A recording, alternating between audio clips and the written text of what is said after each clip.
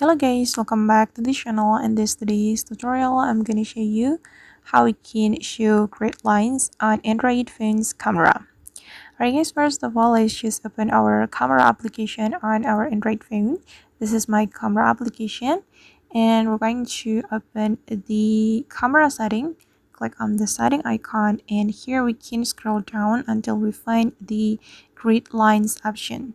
You can keep scrolling down until you find it, and this is the grid lines option. You just need to click on this toggle button to activate this grid lines or to show this grid lines on your camera. Click on it.